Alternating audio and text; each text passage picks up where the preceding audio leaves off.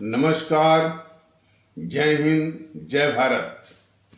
भारतीय अवाम ताकत दल अपने भारतीय भाई बहनों अर्थात अपने देश भारत की जनता अर्थात अपनी भारतीय अवाम से भारतीयता आधारित आपसी श्रद्धा, भारतीयता आधारित आपसी स्नेह, भारतीयता आधारित आपसी प्रेम, भारतीयता आधारित आपसी अखलाक मोहब्बत, भारतीयता आधारित आपसी सहयोग, भारतीयता आधारित आपसी सम्मान, भारतीयता आधारित आपसी एकता, भारतीयता आधारित आपसी भाईचारा तथा भारतीयता आधारित आपसी सद्भाव को समझने व इन्हें आत्मसात करके वैसा ही और उसी अनुसार आचरण एवं व्यवहार करने हेतु और इसके समस्त भारत में प्रचार प्रसार करने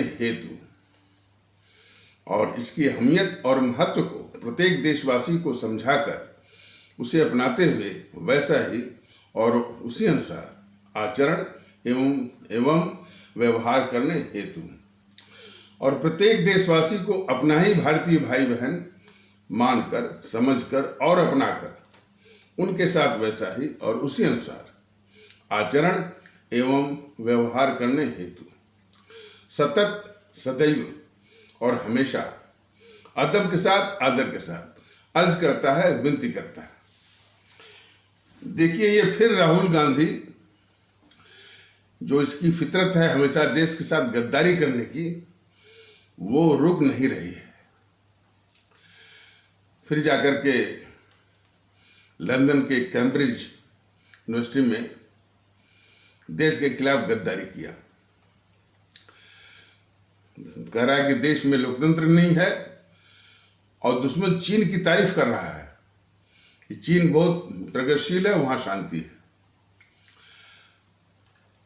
भारतीय जनता दल ये नहीं कह रहा है कि तुम जाकर चीन में बच जाओ।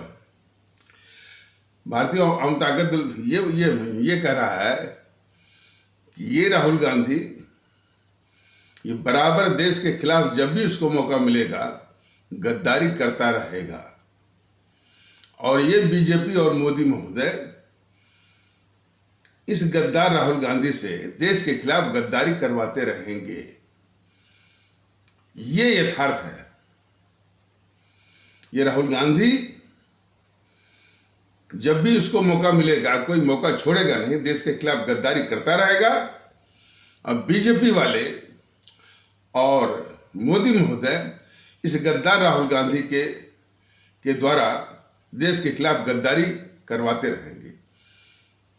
अब इस यथार्थ को हमारे सभी आदरणीय भारतीय भाई बहन, सभी आदरणीय भारतीय अवाम बहुत अच्छी तरह से समझ ले। ये राहुल गांधी जब हमारी भारतीय सेना आतंकी ठिकानों को नष्ट करने के लिए सीमा पर और पाकिस्तानी क्षेत्र में सर्जिकल स्ट्राइक करती है, तो ये हमारी भारतीय फौज के शौर्य पराक्रम को नीचा दिखाने के लिए, उसका मनोबल गिराने के लिए ये सबूत मांगता है।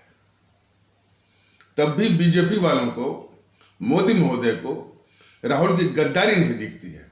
देश को तो दिखती है, हमारी आवाम को तो दिखती है। जब हमारी वायुसेना आतंकी ठिकानों को, आतंकी शिविरों को नष्ट करने के लिए पाकिस्तान के काफी अंदर घुस करके बालाकोट में स्ट्राइक करती है, तो फिर ये गद्दार राहुल गांधी हमारी वायुसेना या हमारी फौज के शौर्य पराक्रम को नीचा दिखाने के लिए और उसका मनोबल तोड़ने के लिए फिर ये सबूत मांगता है। तब भी बीजेपी वालों को और मोदी महोदय को राहुल गांधी की गद्दारी नहीं दिखती है।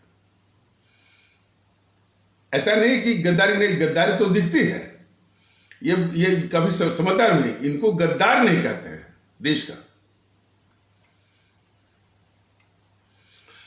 जब ये राहुल गांधी डोकलाम के मुद्दे पर दुश्मन चीन के राजदूत से, और खास करके उस वक्त, किस वक्त, जिसमें हमारी फौज और दुश्मन चीन की फौज आमने सामने लगभग 2.5 या पौने 3 महीने तक डटी रहती है, युद्ध किसी समय भी छिड़ सकता है। उस समय ये राहुल गांधी दुश्मन चीन के राजदूत से चोरी छिपे रात के अंधेरे में मिलता है, तब भी बीजेपी वाले, तब भी ये मोदी महोदय राहुल गांधी को गद्दार नहीं करते। जब ये राहुल गांधी यूपीए सरकार के दौरान चीन के वुहान शहर में चीन की कम्युनिस्ट पार्टी से समझौता करता है, और उस समझौते के गवाह के रूप में जो है इस जीएनपीसी गांधी नेहरू परिवार चांडाल चौकड़ी काकस या कांग्रेस की ओर से गवाह बनती है सोनिया गांधी, और चीन की कम्युनिस्ट पार्टी की ओर से गवाह बनता है वो इसमें जो चीन का राष्ट्रपति है शी जिनपिंग, उसमें उपराष्ट्रपति था, वो गवाह बनता है। और उस समझौते के कारण यह राहुल गांधी, गद्दार राहुल गांधी, अपने दुश्मन चीन की कम्युनिस्ट पार्टी से $800 मिलियन का रिश्वत लेता है राजीव गांधी फाउंडेशन के जरिए। तब भी ये बीजेपी वालों को और मोदी महोदय को राहुल गांधी गद्दार नहीं दिखता है। जब ये राहुल गांधी भारत के बाहर जाकर के कहता है कि हमने देश में केरोसिन या पेट्रोल छिड़क दिया है, तब भी बीजेपी वालों को, अब मोदी महोदय को, ये राहुल गांधी गद्दार नहीं दिखता। और जो उसने कहा कि हमने देश में पेट्रोल और केरोसिन छिड़क दिया है, उसको उसने साबित भी कर दिया। अग्निपथ के मुद्दे को लेकर के देश में आग लगवा दी, हमारी नई और चमचमाती हुई रेल कोचेज को कुछ जलवा दिया, रेल की संपत्ति को नुकसान पहुंचवाया। तब भी बीजेपी वालों को और मोदी महोदय को ये राहुल गांधी देश का गद्दार नहीं दिखता है। और लद्दाख के मामले में लगभग 2.5 साल पहले, और जब हमारी फौज और दुश्मन चीन की फौज आमने सामने डटी हुई थी, उस समय और चीन के दुष्प्रचार के लिए जो उसकी प्रोपेगेंडा मशीन है, ग्लोबल टाइम्स के द्वारा भारत के खिलाफ झूठी और असत्य दुष्प्रचार वो कर रहा था ग्लोबल टाइम्स, उसी की बातों को आधार बना करके ये गद्दार राहुल गांधी चीन के पक्ष में और भारत के खिलाफ माहौल बनाने की गद्दारी किया था। भारत के खिलाफ ये राहुल गांधी देश भूला नहीं है।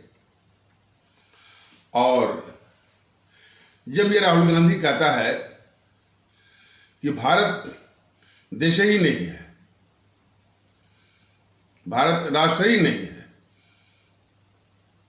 तब भी बीजेपी वालों को, मोदी महोदय को यह देश का गद्दार नहीं दिखता।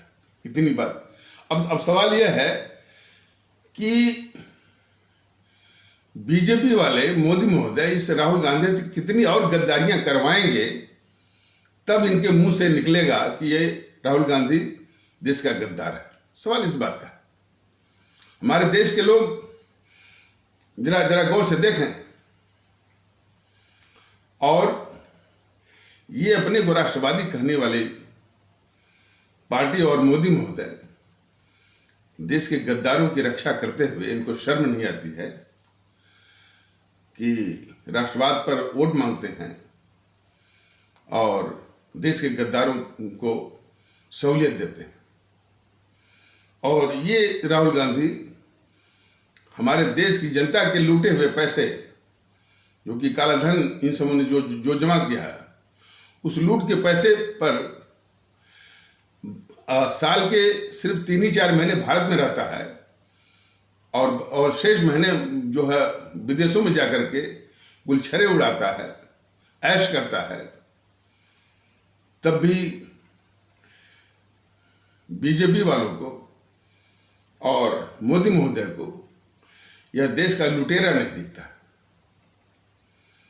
और तो और उल्टे आरोप लगाता है मोदी जी के ऊपर। वो बराबर कहता है कि अच्छा, और गलवान के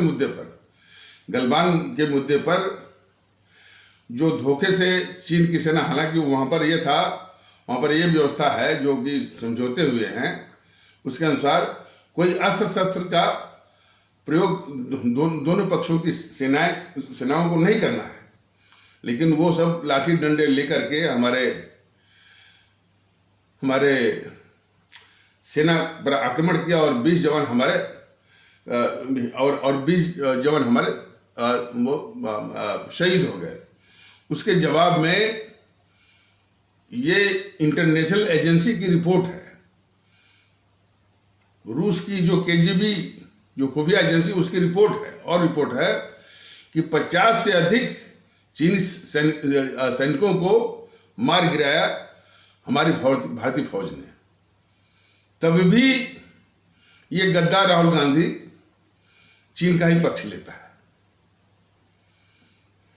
और उसमें और फिर जब ये गलवान की घटना हुई और फिर जो है हमारी फौज ने जो वो चीनी सैनिकों को मार गिराया, तब भी ये गद्दार राहुल गांधी चीन का ही पक्ष लेता है और भारत के खिलाफ माहौल बनाता है। ये पूरा जो है ये तो यथार्थ है। सिर्फ बीजेपी वाले और मोदी महोदय इसे गद्दार राहुल गांधी को गद्दार के रूप में, देश के गद्दार के रूप में बेनकाब न हो, इसकी साजिश, सिर्फ यही साजिश नहीं करते हैं, मीडिया वाले भी उसके वक्तव्य को ब्रेकिंग न्यूज, फ्लैश न्यूज के रूप में दिखाते हैं। हमारे देश के लोग देखें कि ये मीडिया के लोग उस गद्दार राहुल गांधी के कितने परस्त हैं, कितने समर्थक हैं और किस स्तर के हमारे देश के दुश्मन हैं। ये बातें जो भारतीय जनता दल अपनी आवाम से जो कह रहा है, ये उन सभी भारतीय भाई बहनों को स्पष्ट दिखाई देगा जो हमारे परम आदरणीय राष्ट्र महानायक, राष्ट्रभक्त शिरोमणि नेताजी सुभाष चंद्र बोस, शहीद आजम भगत सिंह, अमर शहीद चंद्रशेखर आजाद, अमर शहीद अशफाक उल्लाह, अमर शहीद खुदीराम बोस, अमर शहीद सुब्रमण्यम भारती, अमर शहीद तात्या टोपे, अमर शहीद श्रीमती रानी लक्ष्मीबाई, अमर शहीद श्रीमती रानी चंद्रिमा, अमर शहीद श्रीमती रानी गडेलियो, जिन्होंने इस मुल्क की आजादी के खातिर अपने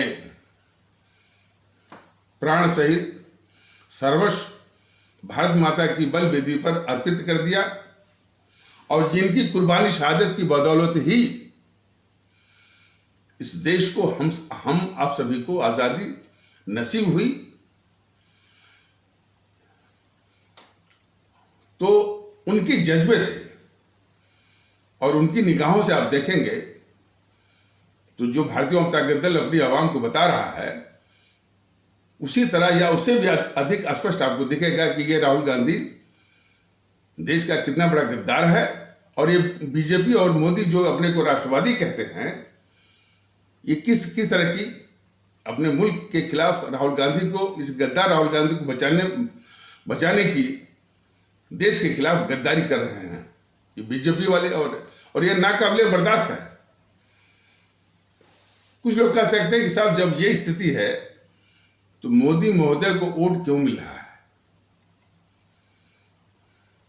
क्यों हमेशा जो है वो अपनी राजनीतिक जीत का, चुनावी जीत का डंका बजा रहे हैं। तो हमारा सवाल होगा कि जिस कांग्रेस ने इस देश को बांटा, 25 से 30 लाख लोगों को मरवाया, 3 करोड़ से ऊपर माने हम भारतीय भाई बहनों के घर उजाड़े, अपने देश की जमीन 72,000 वर्ग मील 62 में दिया।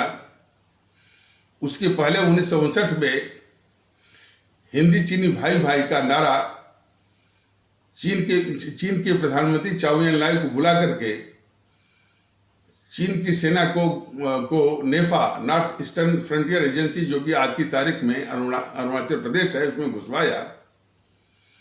अपनी सेना के लिए एक सुई तक नहीं बनने दिया। हमारी फौज के जवान 62 की लड़ाई में निहत्थे मारे गए। अपनी वायु सेना को अनुमति नहीं दिया कि हमारी स्थल सेना के सहायता के लिए वायु सेना जो है वो मैदान में उतरे।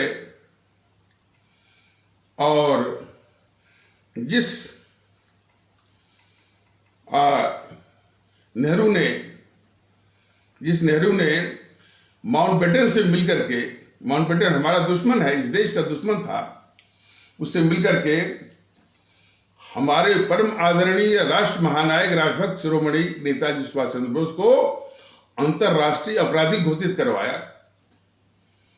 और यह भी उस दस्तावेज में व्यवस्था दी गई कि यदि वो भारत में पाए जाएं तो वो हमारे परम आदरणीय राष्ट्र महानायक राजभक्त शिरोमणि नेताजी सुभाष चंद्र बोस, जो कि आज भी हर भारतीय के दिलों में सबसे बड़े राष्ट्रभक्त के रूप में दैदीप्यमान हैं, तो उसके लिए उस दस्तावेज में व्यवस्था दी गई कि उनको अंतर्राष्ट्रीय अपराधी मान करके यदि वो पाए जाते हैं उनको पकड़ करके इंग्लैंड के हवाले किया जाए। ये गद्दारी, ये इतनी सारी गद्दारियां की थी। कश्मीर के मुद्दे पर इसकी गद्दारी ही गद्दारी है। तब भी देश के लोगों ने उस गद्दार नेहरू को, गद्दार कांग्रेस को वोट दिया कि नहीं दिया? दिया ना, 60-70 साल तक वोट दिया ना। जिसने इस देश को लूटा, अंग्रेज यहां से $45 ट्रिलियन लूट करके गए हैं। ये कांग्रेस अब तक $16 ट्रिलियन, जो कि आज की तारीख में 1200 लाख से लेकर के 1200 लाख करोड़ से लेकर 1300 लाख करोड़ की लूट है। और ये सिर्फ मैं नहीं कर रहा हूं, मोदी महोदय भी बोल चुके हैं। मोदी महोदय से इस देश को कष्ट ये है कि एक बार उन्होंने 2014 के चुनाव प्रचार में इस बात को कबूला था। और किस रूप में कबूला था? भोपाल में किस कांग्रेस ने इस देश को इतना लूटा है, इतना लूट करके विदेशों में काला धन जमा किया है कि यदि वो काला धन वापस ला दिया जाए तो हर एक के खाते में 10-10, 15-15 लाख रुपया हो जाएगा। उसका अंदाजा आप कर सकते हैं कि मान लीजिए उसमें आबादी हमारी 130 करोड़ की थी और 15 लाख जो है, तो 15 लाख गुणे 130 करोड़ आप करेंगे तो वो निकल आएगा आपका 1200 लाख करोड़ से लेकर 1300 लाख करोड़ या 16 ट्रिलियन डॉलर। तो ये मोदी जी 2014 के लोकसभा चुनाव के दौरान ये कबूल चुके हैं। अब मोदी जी की देश के खिलाफ गद्दारी तो आप देखिए, बोल तो उन्होंने दिया। और इस तरह का माहौल दिया इन देश के लुटेरे और गद्दारों को ये उल्टा आरोप लगाते हैं इनके ऊपर, मोदी जी और बीजेपी वालों के ऊपर, कि हमारा 15 लाख रुपया दो। यथार्थ क्या था कि कांग्रेस के द्वारा लूट करके जमा किए हुए काले धन को लाना था। ये मोदी महोदय वो जो है न तो काला धन लाए और पूरी बीजेपी वालों की घिघी बंद है इस पर। जो मोदी महोदय ने बोला था 2014 में, क्या हुआ उसका।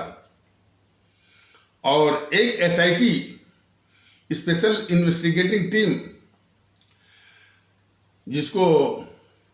जिसके लिए बराबर सुप्रीम कोर्ट जब यूपीए की सरकार थी इसके ऊपर डंडे बजा रहे थे कि तुम एसआईटी गठित करो। और काला धन के विषय में बिल्कुल वो चुप्पी मार करके बैठी हुई थी सरकार, तमाम बहाने कर रही थी। सुप्रीम कोर्ट ऊब करके खुद उसने एसआईटी गठित कर दिया, जिसमें कि एक रिटायर्ड सुप्रीम कोर्ट के जस्टिस अध्यक्ष और उसी तरह दूसरे रिटायर्ड सुप्रीम कोर्ट के जस्टिस उसके सह अध्यक्ष और सीबीआई के डायरेक्टर, ईडी के डायरेक्टर और सीबीडीटी के प्रमुख, उसके चेयरमैन, उनकी सहायता के लिए मेंबर के रूप में ये सुप्रीम कोर्ट ने खुद गठित कर दिया।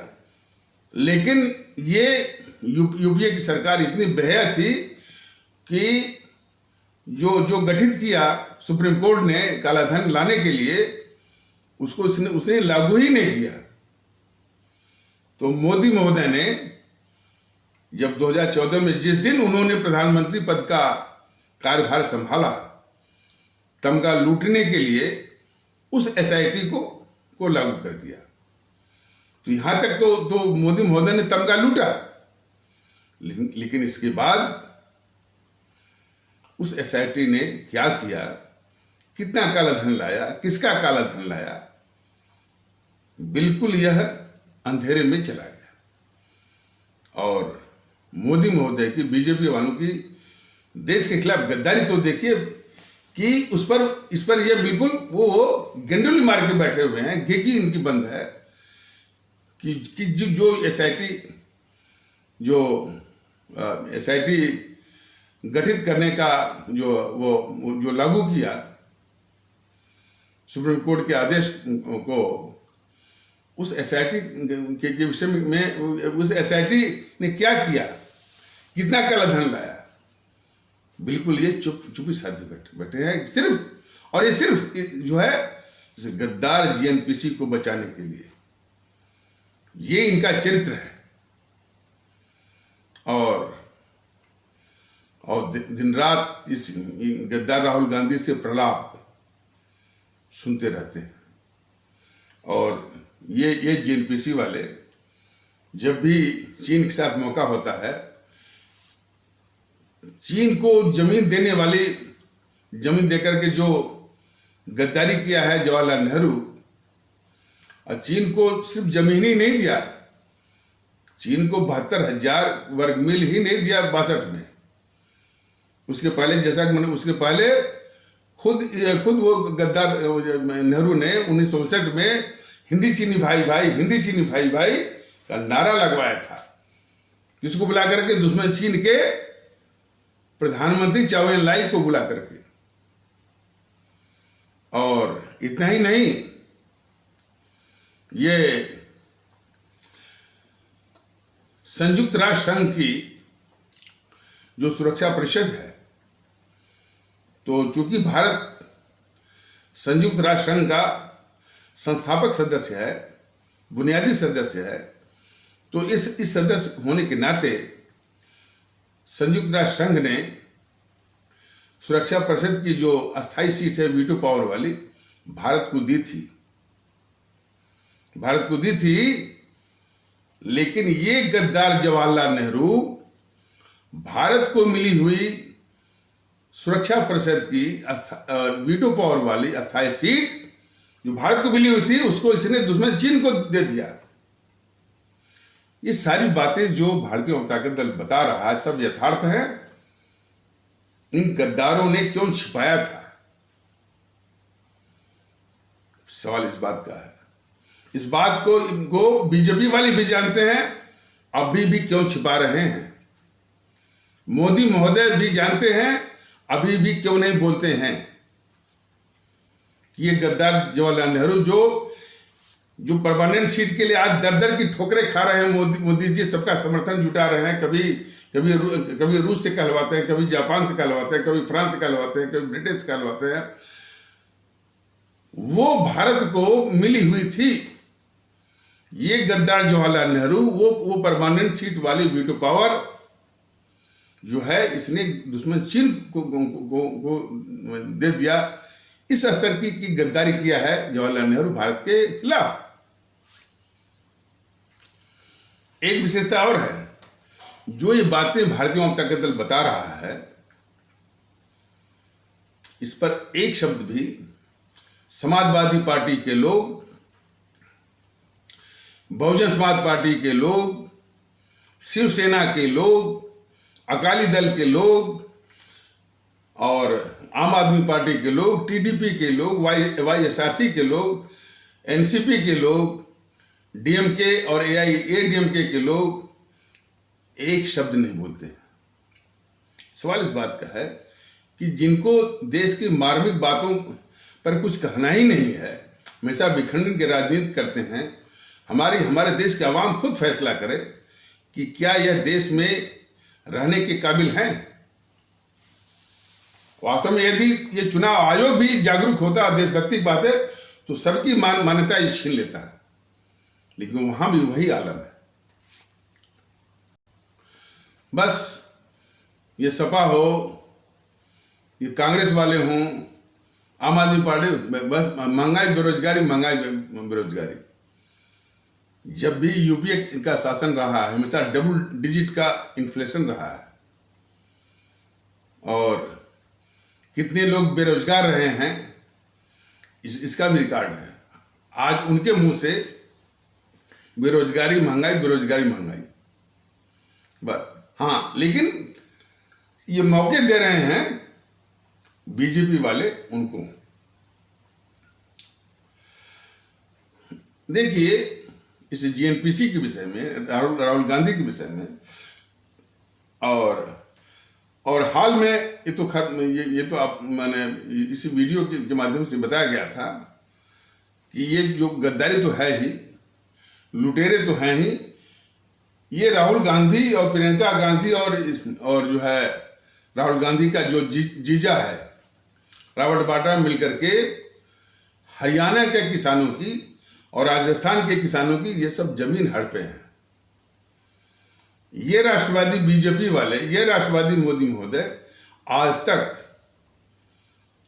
इन गद्दारों से जमीन छीन करके हमारे हरियाणा के किसानों को, राजस्थान हरियाणा के किसान भारतीय भाई बहनों को, राजस्थान के किसान भारतीय भाई बहनों को जमीन वापस नहीं दिलाया या दिलवा पाए।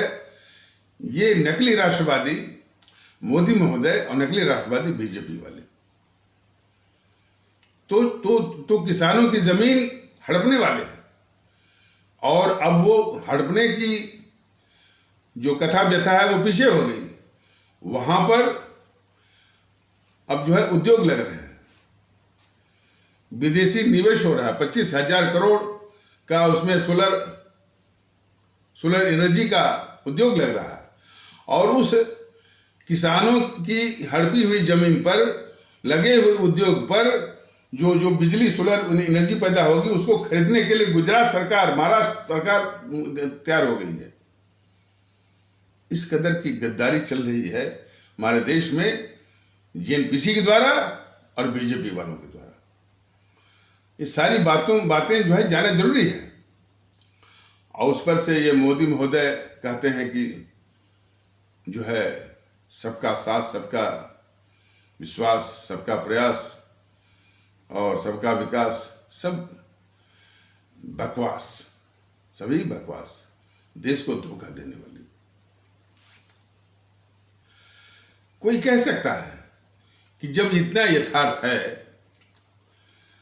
तो बीजेपी को वोट क्यों मिल रहा है, वो चुनाव में कैसे जीत रही है। तो हमने सवाल किया कि इतनी बड़ी गद्दार जीएनपीसी और उसका नेहरू था ना, क्यों उसको वोट मिलता रहा? इसका तो जवाब, इसका पहले जवाब लोग दे दें तब ये पूछें। और इसके बाद इस जीएनपीसी और कांग्रेस ने 1000 के आसपास दंगे करवाए और किसी भी दंगे की जांच तक नहीं हुई। इसलिए जांच नहीं हुई क्योंकि उन दंगों में इन्हीं जीएनपीसी के असामाजिक और उपद्रवी तत्वों का हाथ है, और जो है ये बेनकाब हो जाती। जिस दिन ये मोहनदास करमचंद गांधी मारा गया 30 जनवरी 1948 को, तो ये जीएनपीसी या कांग्रेस वाले नाथूराम गोडसे को हत्यारा मानते हुए और उसको ब्राह्मण मानते हुए महाराष्ट्र के कई शहरों और कई गांवों और कई कस्बों के हजारों ब्राह्मण कहे जाने वाले भारतीय भाई बहनों की हत्या की इन कांग्रेसियों ने, इन जीएनपीसी वालों ने। मैंने यह आधार बना करके, यह तर्क दे करके कि मोहनदास करमचंद गांधी का हत्यारा, तथाकथित हत्यारा गोडसे ब्राह्मण था। तो अब ये सवाल होता है, अभी भी ब्राह्मण कहे जाने वाले समाज जो है इस जीएनपीसी से चिपका हुआ है। कौशिक समाज हरियाणा का अभी भी इस जीएनपीसी से चिपका हुआ है, और देश में कई हैं जो है, और जिस कांग्रेस ने मोहनदास करमचंद गांधी के मरने पर गोडसे को ब्राह्मण मानते हुए हजारों ब्राह्मण कहे जाने वाले महाराष्ट्र के कई शहरों के, कई कस्बों के, कई गांवों के इनसे हत्या की। ये तथ्य जो है वो निकल के आ रहा है। तब भी ये हमारे ब्राह्मण कहे जाने वाले भारतीय भाई बहन और या उनका समाज इस यानी ब्राह्मण कहे जाने वाले भारतीय भाई बहनों के हत्यारे जीएनपीसी कांग्रेस से क्यों चिपके? इसके पहले नेहरू को सत्ता हथियाने के लिए ही, क्यों कि इस नेहरू के समर्थन में कोई था ही नहीं, न तो कांग्रेस न तो देश के लोग। उसको सत्ता पर बिठाने में सिर्फ 2 ही लोग थे, एक ये गद्दार मोहनदास करमचंद गांधी, दूसरा जो है माउंटबेटन, अंग्रेजों का प्रतिनिधि। बाकी न तो कोई कांग्रेस में था न तो कोई देश में था। तो वो सत्ता पर बिठाने में जो है वो तभी मुमकिन था कि चूंकि प्रधानमंत्री पद के लिए जिन्ना साहब ने दावा कर दिया था। कांग्रेस को तो ये दबोच लिया था इस मोहनदास करमचंद गांधी में, और पूरा जो कांग्रेस जो है नेहरू को नहीं चाहती थी, सरदार वल्लभ भाई पटेल को चाहती थी, उसको दबोच करके इसने, इस गद्दार मोहनदास करमचंद गांधी ने नेहरू को आगे किया। तो कांग्रेस में तो कोई बचा नहीं। कांग्रेस के बाहर जिन्ना साहब ने प्रधानमंत्री पद का दावा किया। अब जो है जिन्ना का मुंह बंद करने के लिए इस देश का एक टुकड़ा काट करके उसको मुंह में डाल करके शांत करना था। यह उनका एक षड्यंत्र था। तो इसी षड्यंत्र के तहत जो है देश बांटना था, और देश बंटने पर क्या अंजाम ये देश भुगतेगा यह भी उनको मालूम था। देश बटेगा तो आबादियों का हस्तांतरण होगा, आबादियों का हस्तांतरण होगा, आपस में मारकाट मचेगी,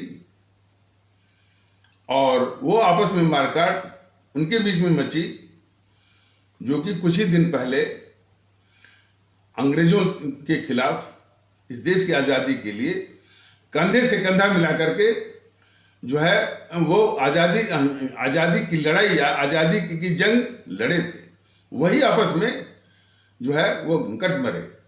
किस कारण? देश बंटने के कारण, आबादियों के हस्तांतरण के कारण। और ये बात ये दोनों गद्दार मोहनदास करमचंद गांधी और ये नेहरू जानते थे। और माउंटबेटन तो यही चाहता ही था, वो तो भारत का दुश्मन था। तो इतने लोगों का हत्यारा।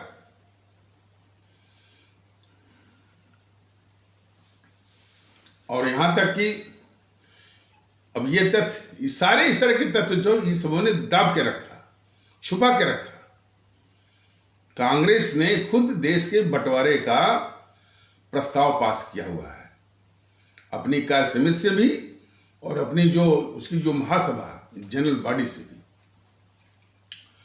और यह भी जानना जरूरी है कि जिसमें कार्य समिति जो है ये प्रस्ताव, कार्य समिति में प्रस्ताव आया, कार्य समिति के लोग तैयार नहीं थे। जाहिर सी बात है इस कांग्रेस पर जो है सेफ्टी वाल्व का तोहमत लगता था कि ये सरकार जो कि वास्तविकता थी, वास्तविकता ये थी कि ये कांग्रेस जो है आज़ादी की लड़ाई के नाम पर, आज़ादी की लड़ाई का मुखौटा पहने हुए ये अंग्रेजी सरकार की दलाल थी, उसके लिए मुखबिर थी और चमचा थी। दिखावटी रूप में इक्का दुक्का भले कुछ हो जाए, आंदोलन कर लिया वो कर लिया, लेकिन वास्तविक इसका चाल चरित्र चेहरा जो है आज़ादी के दौरान यही था। और इसीलिए इस हकीकत को कांग्रेस या जीएनपीसी के चाटुकार इतिहासकार भी कबूलते हैं कि कांग्रेस पर एक तोहमत या एलिगेशन या आरोप लगता था कि यह अंग्रेजी सरकार की सेफ्टी वाल्व। तो सेफ्टी वाल्व का मतलब वही हुआ, मैंने सेफ्टी वाल्व तो एक जो है वो मुलमेदार सॉफिस्टिकेटेड वर्ड है, लेकिन उसकी वास्तविकता यही कि ये अंग्रेजी सरकार की मुखबिर, दलाल और चमचा थे।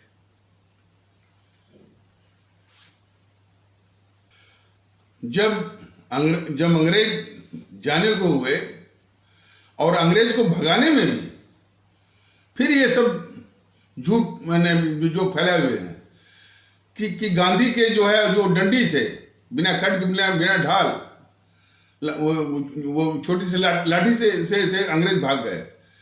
इतना बड़ा झूठ। अब तो यथार्थ सामने आ रहा है ना कि अंग्रेज जो भारत छोड़ने को जो मजबूर हुए, भागने को जो मजबूर हुए, वो सिर्फ जो है हमारे परम आदरणीय राष्ट्र महानायक, राष्ट्रभक्त शिरोमणि नेताजी सुभाष चंद्र बोस और उनकी आजाद हिंद फौज उनकी, और जो कि 60,000 आजाद हिंद फौज में से 28,000 जो शहीद हो गए थे, उसकी शहादत से प्रेरित होकर के अंग्रेजों की फौज में, खास करके वो जो नौसेना में, नेवी में, रॉयल इंडियन नेवी जिसको रिन कहते हैं, उसमें बगावत हुई। और भी जो अंग थे सेना के, उनमें बगावत के सुर, बगावत के धुएं उठने लगे। तो जाहिर सी बात है कि अंग्रेज इस देश में सेना और पुलिस के बल पर ही हुकूमत कर रही थी। तो जब सेना में ही जो है बगावत हो जाए अंग्रेजों के खिलाफ, तो वो कब तक टिके रहते। तो ये यथार्थ जो है, क्लीमेंट एटली जो प्रधानमंत्री था, जिसके वक्त में वो अंग्रेज छोड़ के यहाँ से गए, सत्ता का हस्तांतरण हुआ और जिसने इंडियन इंडिपेंडेंस एक्ट पास करवाया, उसने कबूला। कब? जब वो 1955 में भारत आया था और उसमें पश्चिम बंगाल के कार्यवाहक राज्यपाल फणिभूषण चक्रवर्ती, जो कि कलकत्ता हाई कोर्ट के चीफ जस्टिस थे और वो पश्चिम बंगाल के गवर्नर का, राज्यपाल का भी कार्यभार देख रहे थे, तो वो उसके एक्टिंग गवर्नर थे। तो शिष्टाचार में वो क्लीमेंट एटली से मिलने गए और कई सवाल किए। तो एक सवाल के जवाब में खुद वो क्लीमेंट एटली, वो तत्कालीन प्रधानमंत्री, वो स्वीकार किया कि अंग्रेज जो छोड़ने को मजबूर हुआ, सिर्फ हमारे परम आदरणीय राष्ट्र महानायक, राष्ट्रभक्त शिरोमणि नेताजी सुभाष चंद्र बोस और उनके आजाद हिंद फौज के कारण। इस मोहनदास करमचंद गांधी और उसके डंडी के कारण नहीं। तभी ये झूठ किस कदर फैला गया है कि दे दी हमें आजादी बिना खड्ग बिना ढाल।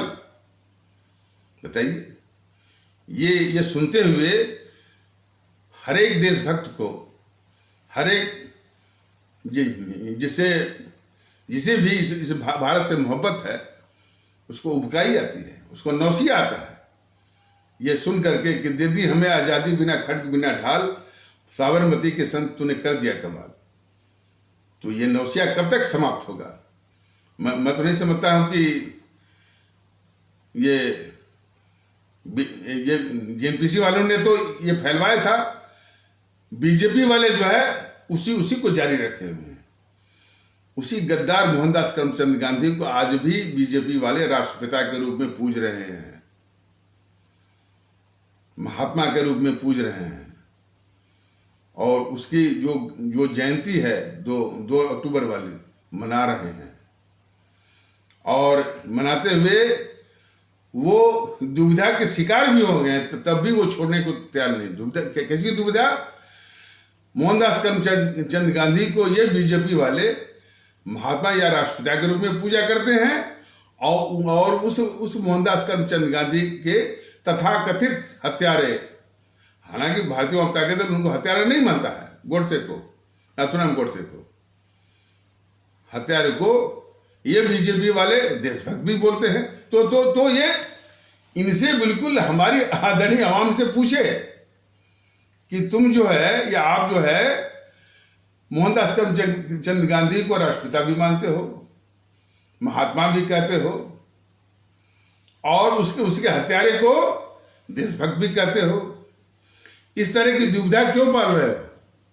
सिर्फ इसलिए उस जेएनपीसी को गद्दारी के कलंक से निकालने के लिए।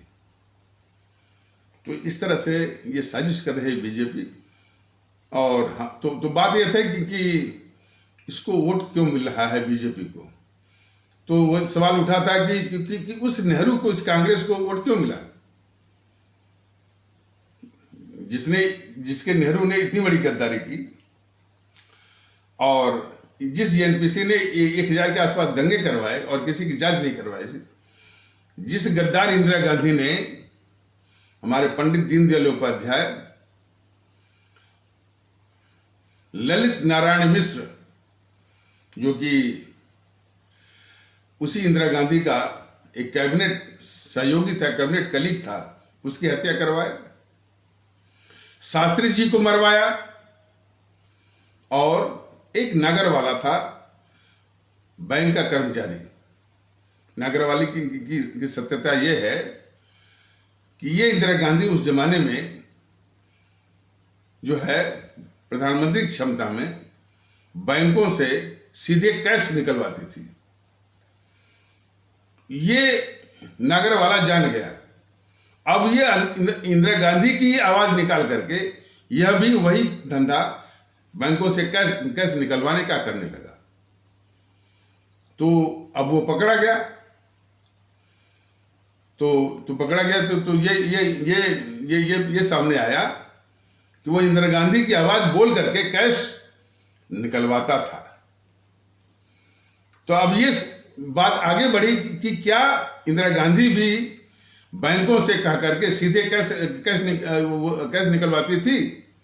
जब तक ये मामला फ्लेयर अप और आगे बढ़ने को था, तब तक उस नागरवाला की हत्या हो गई, और उसकी हत्या इसी ने करवाई, इंदिरा गांधी ने करवाई। और जिस इंदिरा गांधी को ये सब जेएनपीसी वाले, गद्दार किस्म के जेएनपीसी वाले कहते हैं कि इसने पाकिस्तान के 2 टुकड़े कर दिए, विश्व का भूगोल बदल दिया, ये सारी हैंकड़ी दिखाते हैं इस कायर बीजेपी के प्रवक्ताओं के आगे, उनको बिगी बिलीव बना करके कहते हैं कि इंदिरा गांधी ने पाकिस्तान के 2 टुकड़े करके विश्व का भूगोल बदल दिया। ये बीजेपी वाले उनसे नहीं कहते हैं कि अरे भाई, जिस गद्दार नेहरू ने खुद पाकिस्तान बनवाया, पहले उस गद्दारी पर तो बोलो। और इसने किया क्या? इंदिरा गांधी ने क्या किया? हमारी मैंने सन 1971 की लड़ाई में हमारी सेना के जवानों ने अपनी कुर्बानी शहादत दे करके लाहौर तक जमीन जीती थी। इस गद्दार इंदिरा गांधी ने हमारी सेना की कुर्बानी शहादत से अर्जित जीती हुई लाहौर तक की जमीन दुश्मन पाकिस्तान को सौंप दिया। एक गद्दारी किया इसने, वो भी शिमला समझौते के तहत। उसमें पाकिस्तान के 90,000 या 95,000 सैनिक जो है वो आत्मसमर्पण किए हुए थे, युद्धबंदी थे। और ये पाकिस्तान के लिए बहुत ही अपमानजनक स्थिति थी, जिसको वो बर्दाश्त नहीं कर पा रहा था, बिल्कुल छटपटा रहा था कि कैसे छुड़ाएं, कैसे छुड़ाएं 95,000 अपने युद्धबंदियों को, जिन्होंने उस युद्ध में आत्मसमर्पण किया था, सरेंडर किया था। तो उसकी इस बेचैनी का कोई भी देशभक्त शासक या प्रधानमंत्री अपने अपने देश के हित में कर सकता था। क्या कि वो पीओके वाली बार्गेन कर सकता था। उसका वो जो है पीओके का, वो पीओके आराम से ले सकता था और पीओके पर वो पाकिस्तान मान भी जाता। लेकिन ये गद्दार इंदिरा गांधी 95,000 पाकिस्तान के युद्धबंदियों को भी छोड़ दिया और पीओके जो लिया जा सकता था वो लिया भी नहीं। तो इस कदर की गद्दार थी इंदिरा गांधी। उसको ये जेएनपीसी वाले दहाड़ कर बोलते हैं, इनकार बीजेपी वाले नेताओं और प्रवक्ताओं के आगे, कि इसने विश्व का भूगोल बदल दिया, ये कर दिया। और ये सब सुनते रहते हैं। तो फिर उस इंदिरा गांधी को वोट मिला कि नहीं मिला? लोग वोट करते रहे ना। और वो इतनी भ्रष्ट हो गई कर उसके भ्रष्टाचार की कहानियां, वारदातें और वृतांत अनंत हैं।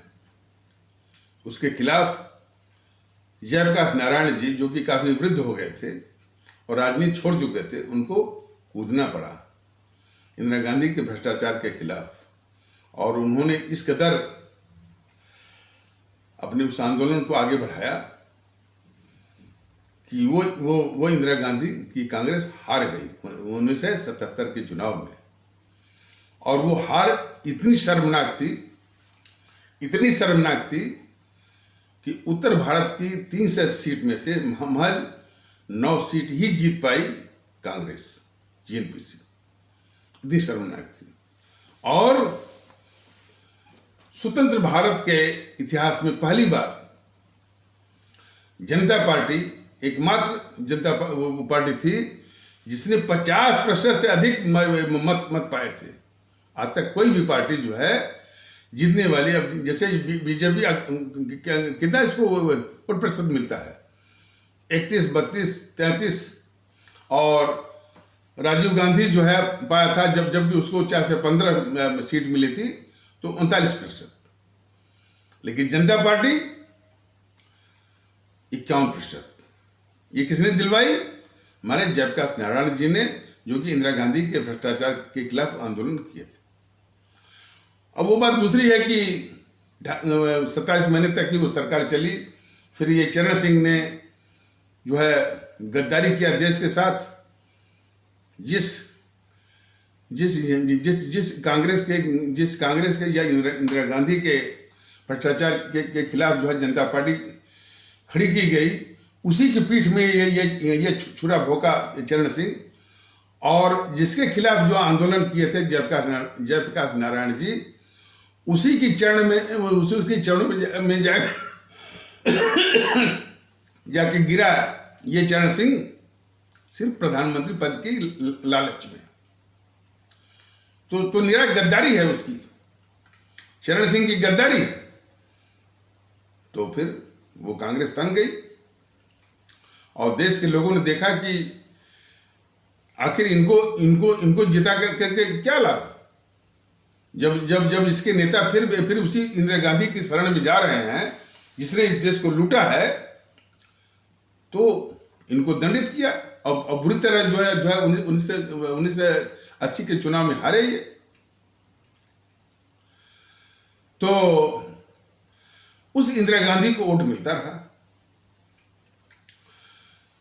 राजीव गांधी जिसके इशारे पर हमारे 6000 सिख आस्था वाले भारतीय भाई बहनों का सरेआम कत्ल किया गया, जरा इसको भी जरा सोचिए। 1984 में हमारे 6000 सिख आस्था वाले भारतीय भाई बहनों का कत्ल किया गया। तो इस देश के लोगों ने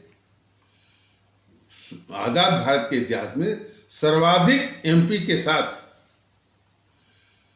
इन्होंने वोट करके राजीव गांधी की सरकार बनाई। ये सवाल नहीं बनता है, सवाल बनता है ना। और यही नहीं, जिस भारतीय समाज के जिस तबके का सरेआम कत्ल ये किया इस जेएनपीसी ने, वही समाज, वही हमारा सिख आस्था वाले भारतीय भाई बहनों समाज फिर इसी जेएनपीसी को वोट करता रहा। 2-2, 3-3 बार पंजाब में सरकार बनवाई। क्या ये सवाल नहीं बनता है हमारे सिख आस्था वाले भारतीय भाई बहनों को, क्या हमारे सिख आस्था वाले भारतीय भाई बहनों से नहीं पूछा जाना चाहिए? कई ऐसे सवाल हैं जो कि अपनी आवाम को जवाब देना पड़ेगा।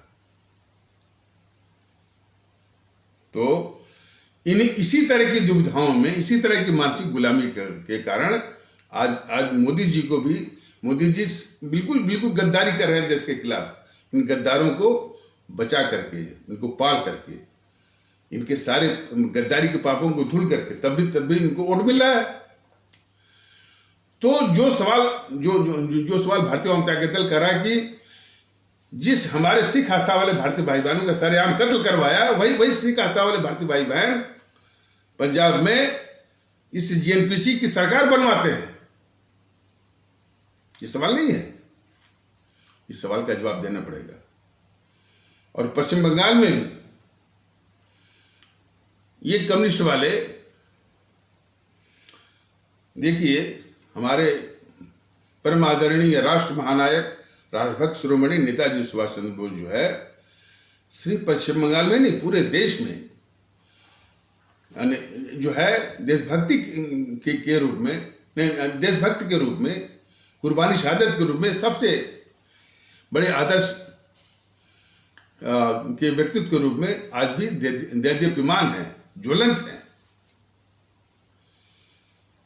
ये इज्जत है उनके प्रति। और पश्चिम बंगाल में तो विशेष है। लेकिन उन्हीं परम आदरणीय राष्ट्र महानायक राष्ट्रभक्त शिरोमणि नेताजी सुभाष चंद्र बोस को निरंतर गाली देने वाली ये कम्युनिस्ट पार्टी लगातार 38 साल तक उन्हीं हमारे पश्चिम बंगाल में रहने वाले भारतीय भाई बहनों ने उसको शासन में बिठाया। मैं फिर से कह दे रहा हूं कि हमारे परम आदरणीय राष्ट्र महानायक राष्ट्रभक्त शिरोमणि नेताजी सुभाष चंद्र बोस सिर्फ पश्चिम बंगाल में रहने वाले भारतीय भाई बहनों के ही नहीं, समूचे देश के भारतीय भाई बहनों के दिलों में राष्ट्रभक्त के रूप में सबसे बड़े प्रतिमान, सबसे बड़े आदर्श के रूप में आज भी वो ज्वलंत है, दैदीप्यमान है। तो उन्हीं को निरंतर गाली देने वाली ये कम्युनिस्ट को हमारे पश्चिम बंगाल के भारतीय भाई बहनों ने सत्ता में बिठाए 38 साल तक लगातार। तो क्या ये जवाब, क्या ये प्रश्न हमारे पश्चिम बंगाल के भारतीय भाई बहनों से नहीं बनता है? ये जवाब उनको देना पड़ेगा। इसी तरह की तमाम इस तरह की प्रश्न और दुविधाएं हैं कि कैसे कैसे लोगों को हमारी आवाम ने जो है वो वोट दिया है। केरल में देखिए, केरल के हमारे भारतीय भाई बहन कहते हैं कि हम भारत में सबसे शिक्षित हैं, हमारी लिटरेसी 100% की है। तो ये सवाल उनसे बनता है कि आपके 100% लिटरेसी रेट का यही तकाजा है कि आप देश के दुश्मन कम्युनिस्टों को, देश के दुश्मन जेएनपीसी को वोट करें और उसको सत्ता में बिठाएं? इसी तरह के तमाम सवाल। और सबसे ऊपर, people get the government they deserve. लोगों को सरकार वैसी मिलती है जिसके कि पात्र होते हैं। आज तमिलनाडु में जो है उत्तर भारतीयों के खिलाफ, उत्तर भारतीय भाई बहनों के खिलाफ जो जहर बना हुआ है, मारपीट हो रही है और मजदूरों को मारा जा रहा है। ये मोदी महोदय की कायरता देखिए, इनकी कायरता जो है, इनकी कायरता को ये देश भोग रहा है। पश्चिम बंगाल में ममता बनर्जी की गुंडागर्दी, उसकी दादागिरी, उसकी माफियागिरी, और पश्चिम बंगाल को तबाह किए हुए है। और हर कानूनी और संवैधानिक प्रक्रिया को ये सब हाईजैक कर लेते हैं। चुनाव में वही हैंकड़ी और वही गुंडागर्दी चलती है। और कुछ लोग तो कहते हैं कि पूरी पश्चिम बंगाल की पुलिस टीएमसी कार्यकर्ताओं के साथ बिल्कुल वो मिली हुई है, यूनिसन है या इंटरट्वाइंड है। और ये मोदी महोदय, जगदीप धनखड़ थे वहां पर राज्यपाल, बराबर मोदी महोदय ने इस उदंड और देशद्रोही ममता बनर्जी के द्वारा अपमानित करवाते रहे। मोदी महोदय ममता बनर्जी के द्वारा। सवाल इस बात का है कि जिस देश के संविधान ने निर्बाध शक्तियां दी हैं केंद्र सरकार को, मोदी महोदय को, इस तरह की यानी उदंडता को से निपटने के लिए, डील करने के लिए, चाहे वो ममता बनर्जी हो, चाहे केरल का वो पिनरई विजयन हो, चाहे गहलोत हो, चाहे कैप्टन अमरिंदर सिंह हो, या डीएमके हो, ये बराबर मोदी जी की कायरता ने इस देश को वो दंश दिया है, वो अभिशाप दिया है। तो और इसी तरह यदि मोदी जी की कायरता, मोदी जी सत्ता में रहे और उनकी कायरता चलती रही, तो शायद आशंका है भारतीय जनता के दल को, डीएमके बोलेगा कि अब हमको भारत से अलग करो। पश्चिम बंगाल की वो ममता बनर्जी बोलेगी कि हमको भारत से अलग करो। और इन्हीं से प्रेरित होकर के ये भगवंत मान जो खालिस्तानियों का समर्थक बन गया है, वो भी बोलेगा कि हमको पंजाब को भारत से अलग करो। इस तरह की कायरता जो है मोदी जी की, ये चल रही है और अपने को ये राष्ट्रवादी बोलते हैं। तो ये देश के लिए खतरा बन गए मोदी जी। इसकी गंभीरता को हमारे सभी आदरणीय भारतीय भाई बहन समझे। देश उनका है, देश मोदी का नहीं है, आपका है। देश की चिंता करने की जिम्मेदारी आपकी है। मोदी का क्या है? यदि तमिलनाडु भी निकल जाएगा तो क्या फर्क पड़ेगा इनके ऊपर?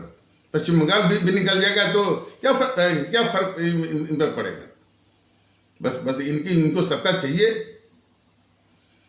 लेकिन ये चिंता हमारे सभी आदरणीय भारतीय भाई बहनों को करना पड़ेगा कि इस तरह की कायरता जो चल रही है, ये बहुत बड़े संघीय और शासनिक अराजकता को जन्म दे रही है, जिसमें डीएमके की उदंडता, डीएमके की जो है संघीय उदंडता, टीएमसी या ममता बनर्जी की संघीय उदंडता, पिनरई विजयन की संघीय उदंडता बिल्कुल चरम सीमा पर। बहुत कुछ बताना है अपने भारतीय भाई बहनों को, और इस वीडियो को आगे बढ़ाइए। यही निवेदन है, जन जन तक इसको पहुंचना चाहिए। यह दूसरी आज़ादी की इनकी लड़ाई है, इन काले अंग्रेजों को नस्ल नाबूद करने के लिए भारतीयता के आधार पर।